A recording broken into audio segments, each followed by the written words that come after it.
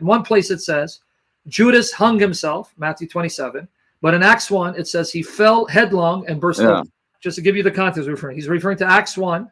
If you read from 14 to 26, there Peter stands up in Acts 1, 14 to 26, and he mentioned that Judas fell headlong and burst open, and he went the way that was destined for him because of his betrayal. And he quotes Psalm talking about let another take his place.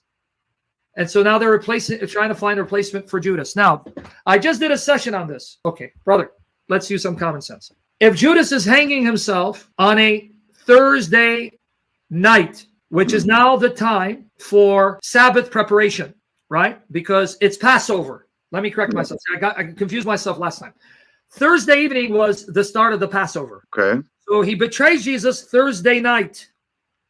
Then it's Friday, and it's still Passover, and he hangs himself on Friday. Friday evening, Sabbath begins. No one can do any work. So now Judas hangs himself on a Friday, and he's going to be left hanging from Friday until Saturday evening, or even later, if no one comes and finds the body and takes him down, right?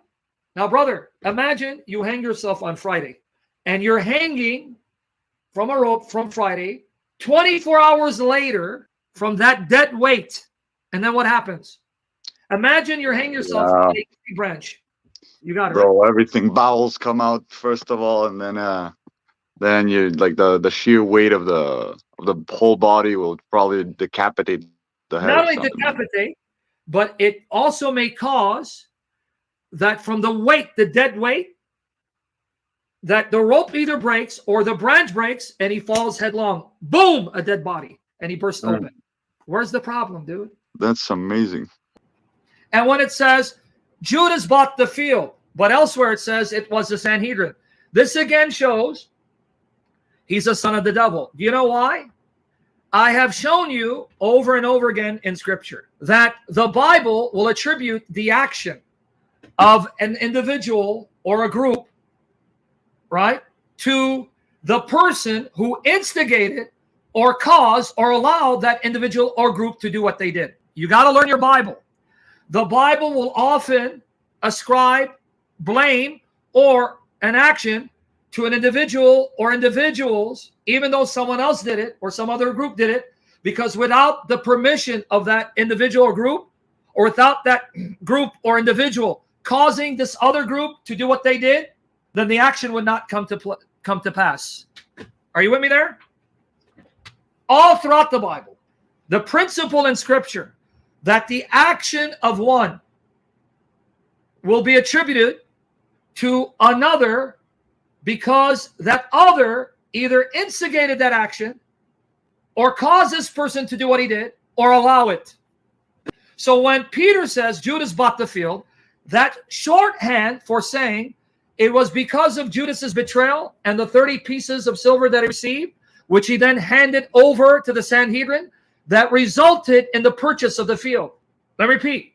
It's because of Judas's betrayal of the Lord for 30 pieces of silver and then handing over the money back to the Sanhedrin because he felt guilty, that resulted in the Sanhedrin using that money to buy the field. This is Peter's shorthand way of saying all of the above. Now, can I give you proof? Okay. Learn your Bible. Now you're learning how not to interpret Scripture and how to interpret Scripture and how the Bible is written. Okay. John 3:22. After this, Jesus and his disciples went into the land of Judea. There he remained with them and baptized. So did you catch it? Jesus baptized people in water. John 3:26. And they came to John and said to him, Rabbi, he who was with you beyond the Jordan, to whom you bore witness, here he is baptizing, and all are going to him. So the people are saying Jesus is baptizing. Okay. John 4, verses 1 and 2. Jesus was baptizing. The one you bore witness, he's baptizing. John 4, verses 1 and 2. Now, when the Lord knew that the Pharisees had heard that Jesus was making and baptizing more disciples than John, although Jesus himself did not baptize, but only his disciples. Jesus did not personally dip anyone in the water. The disciples did it. But wait, why did the people say Everyone's going to him, and Jesus is baptizing them because they're not stupid like Shake Porky Pig. Shake Porky Pig is a special kind of stupid. They're not. Now watch here. Because the people knew, even though the disciples were doing the act of baptism, they were doing it for the Lord Jesus Christ. Because he's the one who commanded it, and that's why they did it. Their action is ascribed to him. All right, now you ready for the other example? Romans 15:15. Romans 15:15. Paul writing, but on some points, Paul is speaking, have written to you very boldly by way of a reminder because of the grace given me by God. So Paul is saying, I wrote to you boldly. Okay, that's Romans 15:15. But hold on, Romans 16:22. I, Tertius, the writer of this letter, greet you in the Lord. Okay, now I'm confused. Paul says, I wrote to you very boldly. Tertius said, I'm the one who wrote the letter. Did Paul write it or Tertius write it? See, people who are not illiterate and stupid like Muhammad, like Sheikh Porky is, understand that because Tertius is ordered by Paul to write down what Paul tells him, even though Tertius is writing it, still the letter is Paul's because he's doing it for Paul. So Paul can say, I wrote boldly in this letter. Acts 2:22-24. Men of Israel, hear these words. Jesus of Nazareth, a man attested to you by God with mighty works and wonders and signs, which God did through him in your midst, as you yourselves know. Now watch. Who killed Jesus? This Jesus delivered up, according to the definite plan and foreknowledge of God, you crucified and killed by the hands of lawless men. So Jesus was handed over by the Jews to lawless men, Gentiles, to kill. So you see here? But notice he's saying you killed and crucified him. But they didn't actually do it. Yes, but you're the reason. You instigated and handed him over.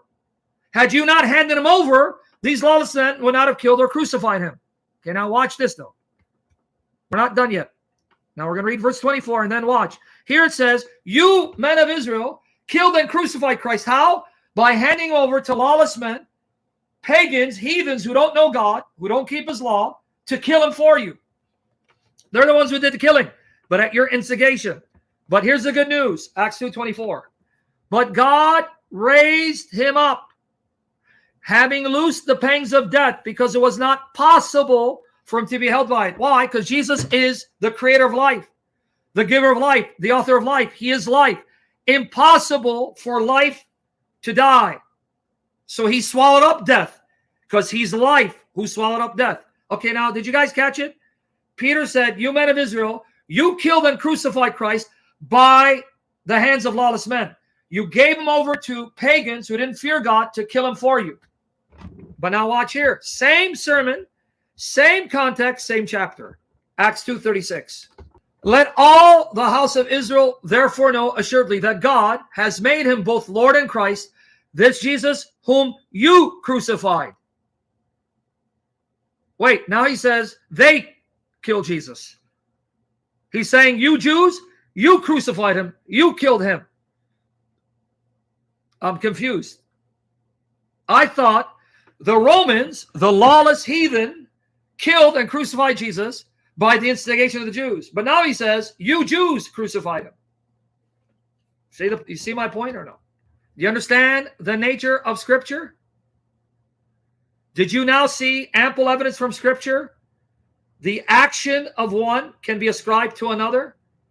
In other words, Judas can be said to have bought the field, even though it wasn't Judas, it was a Sanhedrin. Why?